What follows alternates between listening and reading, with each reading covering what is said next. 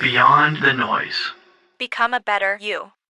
Everyone knows that men are from Mars and women are from Venus. There's a reason why that book was so popular, right? Many a decade ago. And there's a very real need for this idea of reconnection because, and like I talk about in my book, we live in a state of connected disconnection, right? We are more connected now more than ever. No time in history have we ever been more connected, but we are more lonely. We have more mental health challenges and divorce rates are higher than ever. And then you have mental health challenges, particularly with youth, right? And we see that in a manifestation of what's going on with bullying, what's going on with active shooters, what's going on with kids' self-esteem, suicide as well. And then you see the same thing with husbands and wives, right? And depression, anxiety. How is it that they're going to get through tomorrow? Just getting through today is a battle, right? And it's a battle for everybody. But if we can just equip ourselves with the positive side of why did I choose my partner and why did they choose me? And how do I honor that? How do I nurture that? How do I give back to that to make us the best version we can be so we can be the best parents that we can be? Because they go hand in hand. That's behavioral scientist Dr. Gino Collura. Dr. Gino is the CEO of the healthcare company Ultraviolet Living, as well as the author of the book 7 Layers of Successful Relationships.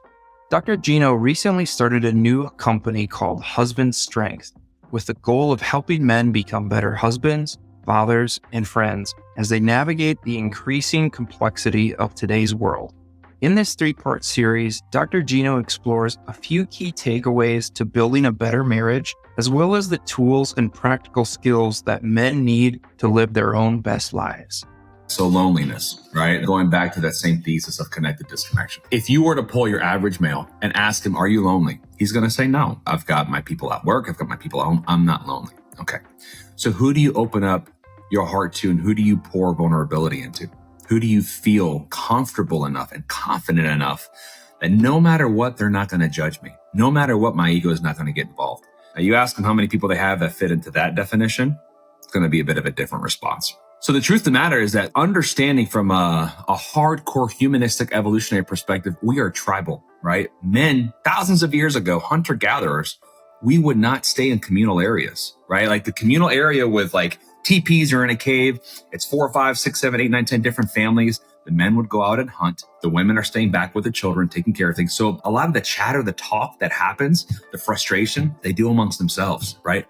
Us men, we're out there doing life and death stuff. That's why when you look at the military community, why is it the camaraderie is so tight between combat veterans? Because of what they have been through together. It's no different. But the thing is that the average male in a first world country nowadays does not have those sorts of relationships. There's no forging of fire. You have to forge those relationships of trust and deeper understanding. So when we don't have that, we could have quote unquote acquaintances and quote unquote friends, but it doesn't mean, man, that we would sit in a foxhole with them. It doesn't mean that we would sit there and go to war with them. It's a convenient relationship at the time. It checks a box, but it doesn't mean I have that true brotherhood, that true connection.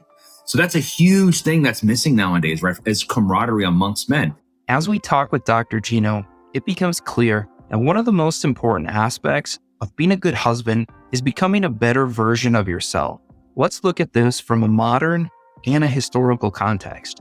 If you were to look at the average level of testosterone of men in the early 1900s compared to now, it has dropped significantly. Why is that? Lack of activity, lack of mobility, lack of getting up and going out and doing something because we're always sitting. When you take a look at what does it take, what are some things that you can do? So first and foremost, get in the gym. And I don't care what that looks like for you. Like different people like to work out in different ways. Doesn't matter. We carry so much stress nowadays, and it's not just about the aesthetic. It's about what's happening neurohormonally. Like you need to burn that stress hormone. Cortisol, epinephrine, norepinephrine. You've got to give your body the opportunity to release endorphins, which offset, right, and help to create that homeostasis. That's number one. Number two, if you are so inclined, a lot of folks that I work with, a lot of men, I encourage them to do combat sports.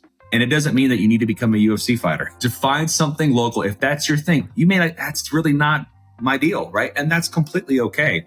But we want to find something where you can have camaraderie with other men, right? And you're doing something that is not just mental and emotional, but is also physical. So you want physical, mental, emotional, and social. You want those four things to be satisfied with whatever that activity is. My dissertation was a huge focus on that, the importance of having physical camaraderie to process trauma and stress. And let me tell you, man, that model is ironclad. The hard work required to be the best version of yourself lays the foundation for building a better marriage and building a better family. You have to get to a place where you can look at yourself in the mirror and identify who you are. So many people cannot do that. I cannot tell you how many guys I've worked with, and I asked them, so who are you? Very philosophical, esoteric type question, right? You go for days answering that question. 9 times out of 10, what do they tell me? They tell me their name and their profession. It's not who you are. It's a contributing factor to an overarching sense of identity, but it's not who you are. Tell me who you are. That's a tough one, but you want to challenge yourself to spend some time, because at the end of the day, what actually matters, right? It's your legacy. Well, what's your legacy? What is going to happen when you are no longer here? Because here's the real truth of the matter. Everything around us, it's finite. It's all going to be gone. Here's a real kicker. We don't know when it's going to be gone. We have no control over that. So what are you doing right here and right now? So when you're no longer here and you're gone, what is that ripple effect? And more importantly, how did you make people feel? Because if the goal is to make people feel good, to make people feel confident and safe and protected as a man, as a protector, as a father, as a husband, you have got to make sure you can look at yourself in the mirror and know that you can do that for yourself first. And if you can't do that for yourself first, and that all kind of goes back to identity, we got a challenge, and that's what we need to face. But most men nowadays have a very hard time getting through that, because there's so many other demands that in our minds take precedence, when in reality, that's the most important thing that you could do. Thank you to Dr. Gino for sharing those insights. Be sure to join us for episode 2 as Dr. Gino covers some of the ways men can navigate the challenges and complexities that come with building a better marriage. See you there. This is Exclusive.